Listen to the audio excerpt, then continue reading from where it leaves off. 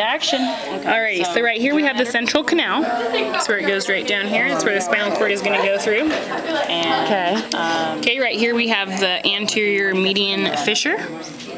Okay. We got dural. We have the posterior median sulcus. And what do you have right next to it? Right here. Subdural space. Okay. Okay, we have the ventral root, or the ventral horn, sorry. Ventral horn. We have the lateral horn. Then we have the dorsal horn. And then we have the dorsal. It's like boom, boom, Oh boom, God. boom, boom. What is it called? Dorsal root? Yeah, dorsal root. This is the dorsal root ganglia. This is the ventral root. Space.